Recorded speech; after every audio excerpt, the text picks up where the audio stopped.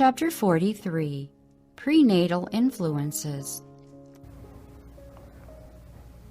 Women have need of great patience before they are qualified to become mothers. God has ordained that they shall be fitted for this work. The work of the mother becomes infinite through her connection with Christ. It is beyond understanding. Woman's office is sacred. The presence of Jesus is needed in the home, for the mother's ministries of love may shape the home into a Bethel. The husband and the wife are to cooperate. What a world we would have if all mothers would consecrate themselves on the altar of God and would consecrate their offspring to God both before and after its birth. The effect of prenatal influences is by many parents looked upon as a matter of little moment. But heaven does not so regard it. The message sent by an angel of God and twice given in the most solemn manner shows it to be deserving of our most careful thought.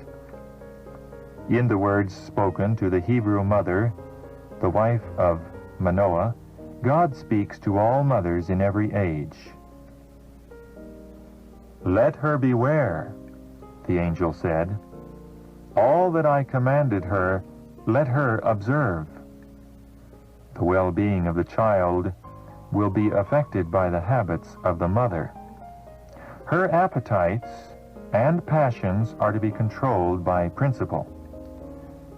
There is something for her to shun, something for her to work against, if she fulfills God's purpose for her in giving her a child.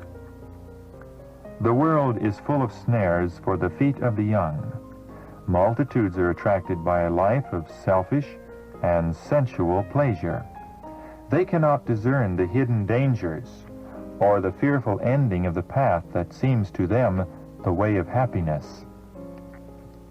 Through the indulgence of appetite and passion, their energies are wasted and millions are ruined for this world and for the world to come. Parents should remember that their children must encounter these temptations even before the birth of the child. The preparation should begin that will enable it to fight successfully the battle against evil. If before the birth of her child she is self-indulgent, if she is selfish, impatient, and exacting, these traits will be reflected in the disposition of the child.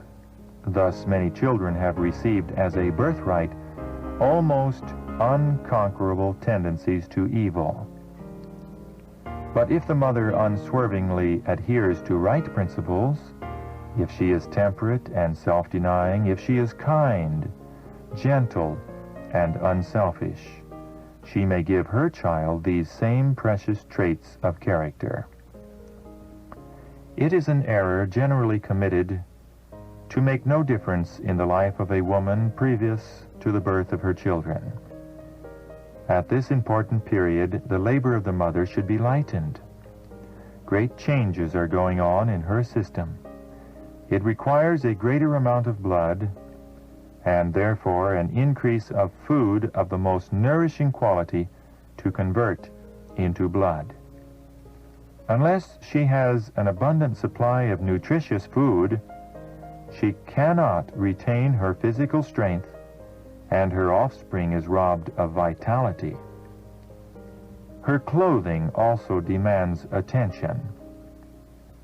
Care should be taken to protect the body from a sense of chilliness. She should not call vitality unnecessarily to the surface to supply the want of sufficient clothing. If the mother is deprived of an abundance of wholesome, nutritious food, she will lack in the quantity and quality of blood. Her circulation will be poor, and her child will lack in the very same things. There will be an inability in the offspring to appropriate food which it can convert into good blood to nourish the system. The prosperity of mother and child depends much upon good, warm clothing and a supply of nourishing food.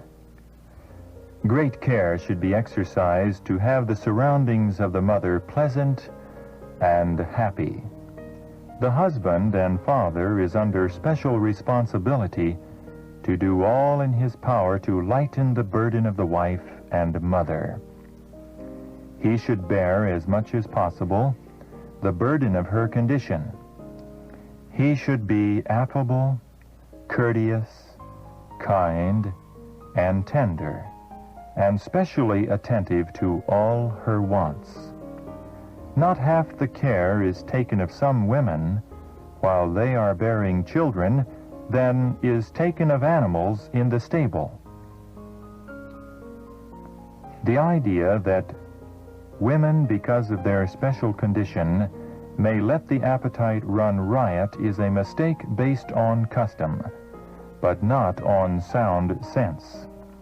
The appetite of women in this condition may be variable, fitful, and difficult to gratify, and custom allows her to have anything she may fancy without consulting reason as to whether such food can supply nutrition for her body and for the growth of her child.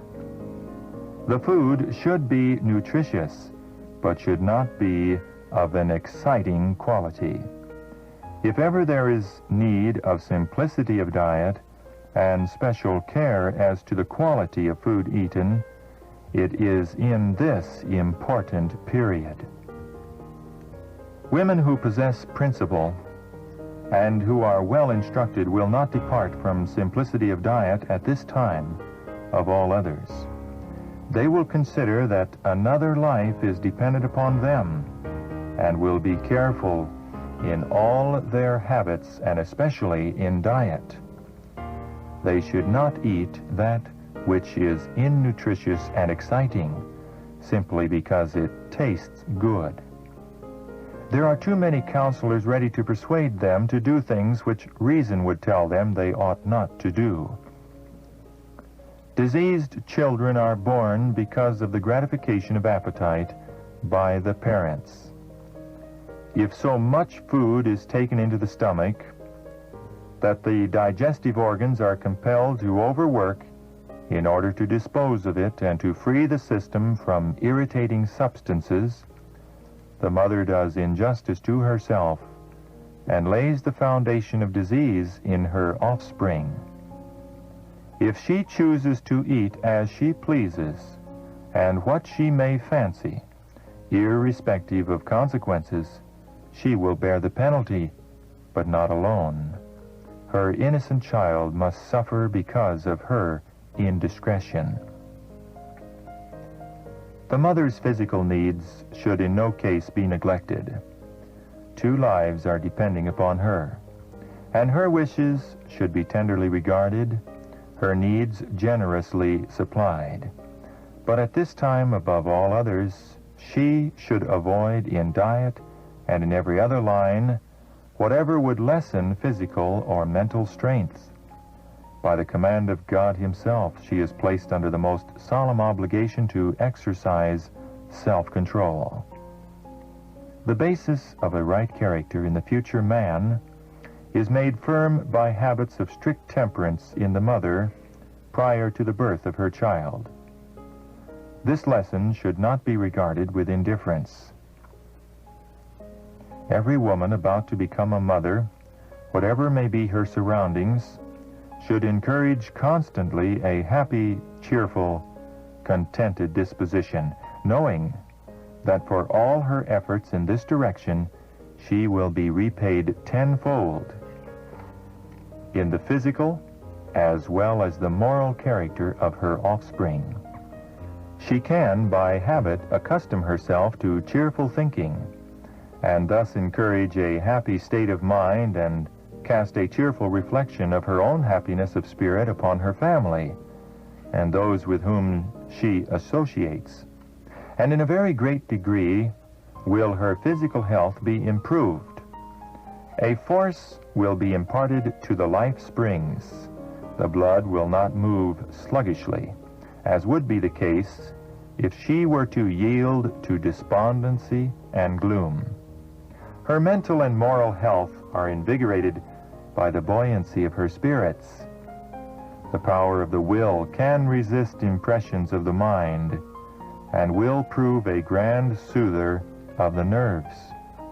Children who are robbed of that vitality which they should have inherited of their parents should have the utmost care. By close attention to the laws of their being, a much better condition of things can be established. She who expects to become a mother should keep her soul in the love of God. Her mind should be at peace.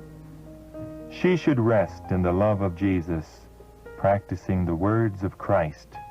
She should remember that the mother is a laborer together with God.